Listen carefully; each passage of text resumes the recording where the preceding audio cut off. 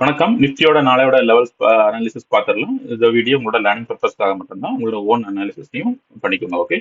So நீங்க எத்தனை பேர் வீக்லி அனாலிசிஸ் வீடியோ பார்த்துருப்பீங்கன்னு தெரியல. நீங்க வீக்லி அனாலிசிஸ் வீடியோ பார்த்துருந்தீங்கன்னா இன்னைக்கோட ட்ரெண்ட் உங்களுக்கு ப்ராப்பரா புரிஞ்சிருக்கும். அதில் ஆல்ரெடி எக்ஸ்பிளைன் பண்ணியிருந்தேன். 25,900 700 500 வரைக்குமே வரதுக்கான வாய்ப்புகள் இருக்கு இந்த வாரம். அது எதனால அப்படிங்கிறதையும் தெளிவா வீக்லி அனாலிசிஸ் வீடியோல எக்ஸ்பிளைன் பண்ணியிருந்தேன். இந்த இன்னைக்கு நிஃப்டி ஒரு ப்ராப்பரான டவுன் ட்ரெண்ட் கொடுத்தது. ப்ளஸ் நம்ம டெலகிராம்லயுமே லைவான லெவல்ஸ் அப்டேட் பண்ணியிருந்தோம். ஸோ எந்த மாதிரி நிஃப்டி மூவ் ஆகிறதுக்கான பாசிபிலிட்டிஸ் இருக்கு அப்படிங்கிறத இந்த மாதிரி அப்டேட் பண்ணியிருந்தோம். இது ஒரு ஜோன். இந்த ஜோனுக்கு மேல மட்டும் தான் சிஇ, இது கீழே வரும் பட்சத்துல பிஇ அப்படிங்கிற இந்த ஜோனே அப்டேட் பண்ணியிருந்தோம்.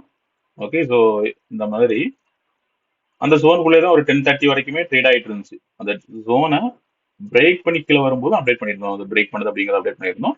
பிரேக் பண்ணும்போது நம்மளோட இமீடியட் டார்கெட் ஆட் வந்து 25,980யும் அதுக்கப்புறமா 25,930யும் இன்னைக்கு உள்ள ஃபைனல் டார்கெட்டாக வச்சிருந்தோம். ஸோ இன்னைக்கு 25,930 வரைக்கும் அதுக்கான வாய்ப்புகள் இருக்கு அப்படிங்கிறத சொல்லியிருந்தோம். So நம்ம கொடுத்த உடனே 25,980 அப்படிங்கிற ரேஞ்ச் ஃபர்ஸ்ட் இமீடியட்டா வந்துடுச்சு.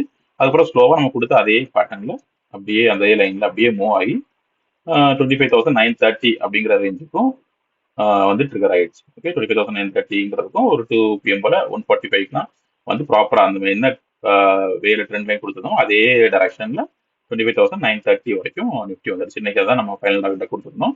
அது இந்த 25,930 வந்தோடனே எல்லா கால்ஸ்ல இருந்தும் கால்ஸ்ல இருந்தும் எக்ஸிட் ஆயிட்டோம். அது ஒரு ஸ்ட்ராங்கான சப்போர்ட் ஜோனா இருக்கிறதுனால அதை அப்டேட் பண்ணியிருந்தோம். எல்லாத்துல இருந்து எக்ஸிட் ஆயிட்டோம். அதை இன்டிமேட் பண்ணியிருந்தோம்.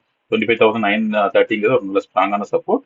ஸோ அதுக்கு மேல யாரும் ட்ரை பண்ண வேண்டாம் அப்படிங்கறது சொல்லியிருந்தோம். நான் ட்ரை பண்ணியிருந்தா பிரேக் அவுட் கொடுத்து க்ளோசிங் கொடுத்துருந்தா மட்டும்தான் அதுக்கு மேல போறதுக்கான வாய்ப்புகள் இருந்திருக்கும். க்ளோஸ் கொடுக்காத பட்சத்துல யாரும் ட்ரை பண்ண வேண்டாம். அந்த 25,930ல ட்ரை பண்ண வேண்டாம் அப்படிங்கறது இன்டிமேட் பண்ணியிருந்தோம். ஸோ அதுக்கப்புறம் நீங்களே மார்க்கெட்ல பார்த்துருப்பீங்க. அது 25,930 வரைக்கும் பர்ஃபெக்டா மார்க்கெட் கீழே மூவ் ஆகி வந்துச்சு. இந்த ஜோன்ல இருந்து என்ட்ரி எடுத்திருந்தோம்னா இதுல இருந்தே அப்படியே மூவ் ஆகி 25,930 வரைக்கும் இதுல இருந்து இந்த வரைக்கும் வந்துருந்துச்சு. ஓகே.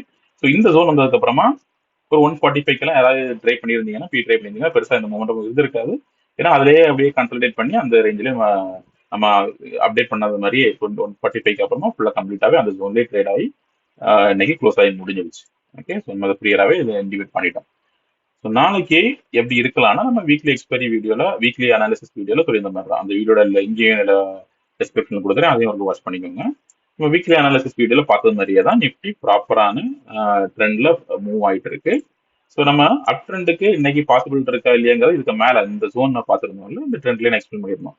இதுக்கு மேல ட்ரேட் ஆயிட்டு இருக்கும்போது இருக்கும் பட்சத்துல மட்டும்தான் இது வரைக்கும் 25,200ங்கிற இமீடியட் சப்போர்ட் ரெசிஸ்டன்ஸுக்கு போகலாம் அப்படிங்கறத எக்ஸ்பிளைன் பண்ணியிருந்தோம்.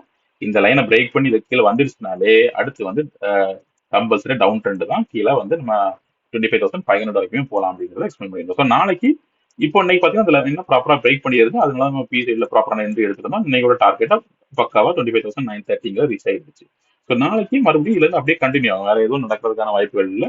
இதுல இருந்து அப்படியே கண்டினியூ ஆகி டவுன் ட்ரெண்ட் கொடுத்து இப்படி வரதுக்கான வாய்ப்புகள் மட்டும்தான் இருக்கு. ஸோ இதுல இருந்து 25,930ல இருந்து இப்படி வரணும். இங்க வந்து இந்த சப்போர்ட் எடுத்து அதுக்கப்புறமா இது வரைக்கும் வரலாம். 25,830 800ங்கிறது நாளைக்கு ஒரு நல்ல சப்போர்ட் ரேஞ்சா இருக்கிறதுக்கான வாய்ப்புகள் இருக்கு. ஆனா அதுக்கு விஷயம் இந்த 25,930ங்கிற ரேஞ்சு பிரேக் ஆகணும். இதை ஞாபகம் வச்சுக்கோங்க. 25,930ங்கிறது ஒரு நல்ல சப்போர்ட் ஜோன். ஏற்கனவே பல தடவை அந்த ரேஞ்சில் சப்போர்ட் எடுத்திருக்கு. ஸோ 25,930ங்கிறது ஒரு நாளைக்கு ஒரு நல்ல support zone.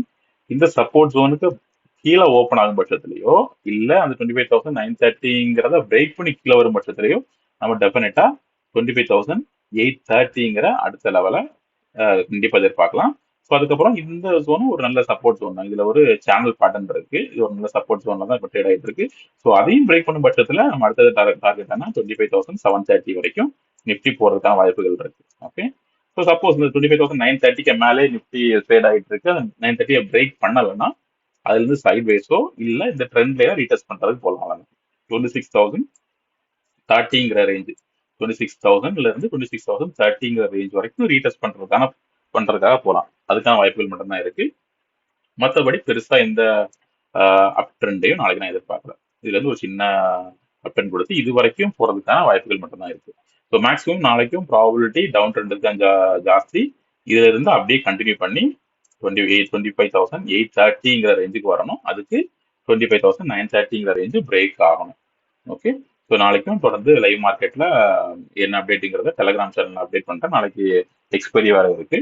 So so டெலகிராம்ல live update இருக்கும், அதையும் வாட்ச் பண்ணுங்க. ஓகே, சேனலை சப்ஸ்கிரைப் பண்ணிக்கோங்க. வீடியோ பிடிச்சிருந்தா லைக் பண்ணுங்க. தேங்க்யூ.